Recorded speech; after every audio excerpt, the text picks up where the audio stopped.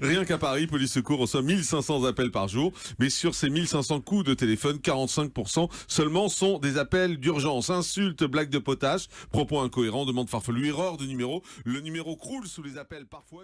17, c'est quoi? C'est vraiment les urgences absolues? Ah, tout à fait, ouais. Les urgences, comme le 15 et les pompiers le 18. Et vous dites surtout, il y a un conseil que vous donnez, c'est arrêtez de, quand vous appelez le 17, de dire juste venez vite, venez vite, venez vite. Oui, voilà, il nous faut un minimum d'éléments pour intervenir, donc une adresse, savoir qu'est-ce qui se passe vraiment, est-ce qu'il y a des blessés, tout ça. Il faut un minimum d'informations pour l'intervention des collègues. Mais souvent, il y a des appels qui ne servent à rien. Oui, bah oui, carrément, oui, oui. Vous racontez dans ce livre justement quelques coups de fil que vous avez reçus par exemple, et c'est là où vous dites c'est gratuit, c'est un service. Quelqu'un qui vous appelle et qui vous dit je ne trouve plus mon téléphone portable, est-ce que vous pouvez me le faire sonner? Voilà. C'est complètement surréaliste. Pouvez-vous me dire quand il y aura un changement d'heure? Ma carte ne rentre pas dans le distributeur. Donc on appelle quand même le 17 parce que la carte ne rentre pas dans le distributeur. Voilà. Ça doit être un dispositif frauduleux. Ah non, finalement j'ai inséré ma carte vitale.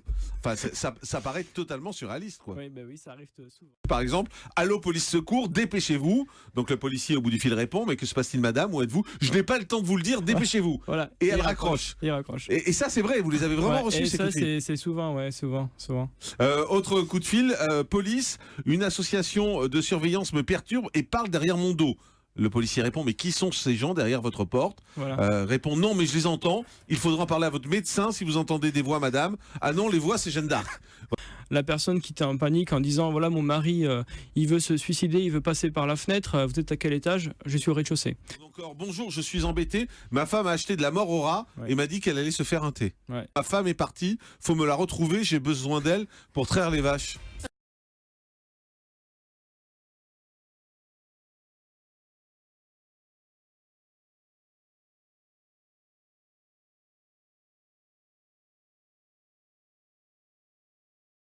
Et ils risquent quoi, les farceurs, tiens? Bah écoutez, après, c'est vrai que quand ils insistent qu'on a de nombreux appels, on fait des dépôts de plainte, oui, bien sûr. Urgence pompier, j'écoute. Oui, bonjour monsieur, bonsoir monsieur, excusez-moi de vous déranger. J'appelle en fait parce que j'ai des amis qui ont trouvé un animal, un hérisson, complètement immobile sur un trottoir. Il respire encore, mais il a le regard complètement hagard. Quand on essaye de le toucher, il se recroqueville. Donc on l'a ramené à la maison. Pour moi, il a l'air d'aller très bien. Parce qu'en fait, déjà un hérisson, c'est normal, c'est un réflexe défensif, ça se met en boule. Et ensuite, c'est pas très vif. Hein. Vous êtes dans la rue là avec? Il est chez moi, on lui a donné de l'eau. Vous l'avez ramené chez vous?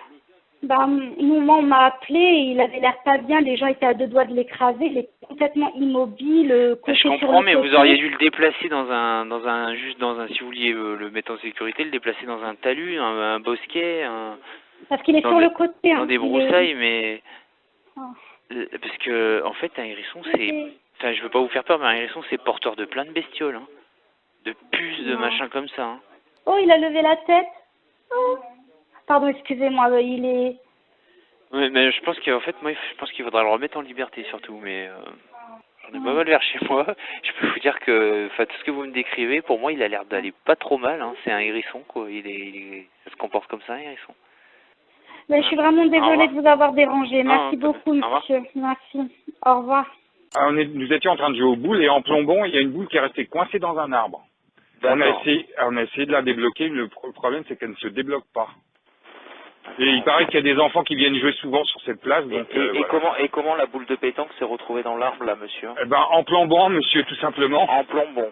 D'accord. En plombant, et voilà, quoi, une bêtise, quoi. Pourtant, on est des joueurs assez aguerris, mais bon. Oui, bien sûr, oui, non, mais il n'y a pas de souci. Mais... C'est une bêtise, hein. Là, ce qu'il va falloir que vous fassiez, c'est prendre contact avec la mairie de Gagny. En plus, c'est un boulodrome, donc vous êtes une association. Vous appelez la police municipale ou le service de la mairie de la commune de Gagny, d'accord? Parce que nous, on va pas se déplacer pour une boule de pétanque coincée dans un arbre, hein, monsieur. Hein. D'accord? D'accord. Allez, bon courage, au revoir.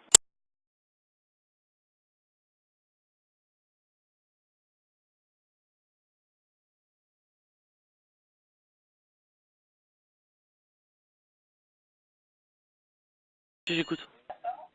Oui. Allô? Oui, je vous écoute. Oui, vous m'écoutez, mais c'est parce que j'ai des choses à soulever, Pascal. À la maison, je ne peux pas les soulever, je suis essoufflée. Qu'est-ce que vous avez? Je suis essoufflée, monsieur. Vous avez quel âge? J'ai 69 ans. D'accord, et puis qu'est-ce que vous voulez? Qu'est-ce qui se passe? Ouais. Madame, qu'est-ce qui se passe? Oui. Il y a que je suis essoufflée, monsieur. Mais pourquoi?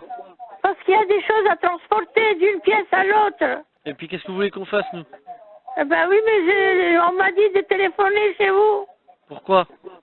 Ben pour pouvoir m'aider. Mais vous aider à faire quoi? M'aider à transporter les choses d'une pièce à l'autre. Ah, vous voulez que les pompiers viennent chez vous pour porter vos cartons? C'est pas des cartons, monsieur, c'est des sacs, il y a de l'alimentation dedans. D'accord, bah faut demander aux voisins. Mais j'ai pas de voisins. Madame, les pompiers, on n'est pas là pour venir porter les affaires. Hein.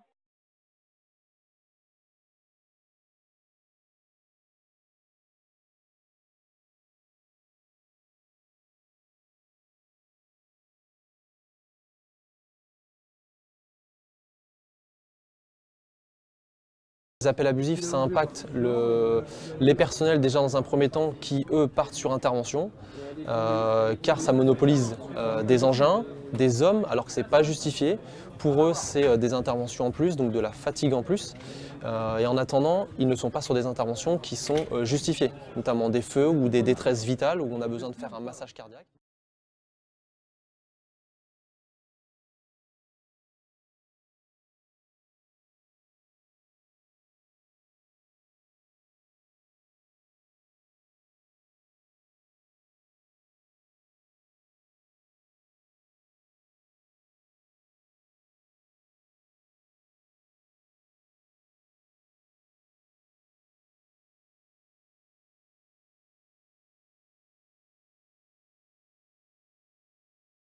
C'est la première fois que Viviane entend l'intégralité de l'appel de son fils aux pompiers. Et quel âge ta maman, tu sais ou pas?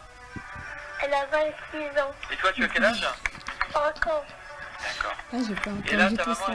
est-ce que tu es capable de la tourner, de la mettre sur le côté, ta maman? C'est possible ou pas? J'ai pas assez de force. T'as pas assez de force. Cette conversation téléphonique date du 6 juillet dernier. Ce jour-là, Viviane est prise d'un malaise. Je me sentais pas, j'étais pas bien du tout. Après, j'ai dit à mon fils, bon, je vais me reposer, je me sens pas bien. Et je pense que c'est à ce moment-là que je suis tombée. Son fils, Chris Samuel, qui n'a que 5 ans, téléphone alors au secours. Elle se sentait pas bien, mais c'est pour ça, elle est tombée. Ouais. Mais après, j'ai appelé les pompiers. Et alors, qu'est-ce que tu leur as dit aux pompiers? Je leur ai dit, ma maman, elle est tombée. L'appel est reçu ici, dans ce centre opérationnel. Et là, ta maman, elle te répond ou pas? Non, elle ne répond pas. Qu'est-ce qui s'est passé? Tu as vu? Elle s'est relevée 2 fois, après elle est tombée. D'abord surpris par la jeunesse de son interlocuteur, le pompier qui a décroché comprend ensuite l'urgence de la situation. Il exécute à la lettre tout ce que je lui dis de faire, donc finalement c'est presque lui qui guide l'appel puisqu'il me donne toutes les réponses, presque avant que j'ai posé les questions. Acclamé, félicité. Oliver, 2 ans seulement, mais des réflexes de grand. Il y a quelques semaines, dans leur maison, sa maman malade perd connaissance. Le garçonnet réagit tout de suite. Il appelle le 999, le numéro des secours. Au bout du fil, ce policier, qui ne réalise pas tout de suite ce qui se passe. Oliver ne parle pas encore très bien. Could you show mommy or daddy? Go get your mommy for me. She's what? She's fallen down. J'ai pensé que c'était un enfant qui avait accidentellement composé le numéro en jouant. C'est pour cela que je lui ai dit de me passer son père ou sa mère. Et quand il a dit « elle est tombée », c'est là que j'ai compris que c'était sérieux. Oliver avait auparavant entendu sa mère expliquer à sa grande sœur comment procéder en cas d'urgence. Une maman épatée par le sang-froid de son petit garçon. Grâce à lui, les secours sont arrivés. C'est absolument incroyable. Il est mon héros. Ce qu'il a fait, je n'aurais jamais imaginé qu'il en serait capable.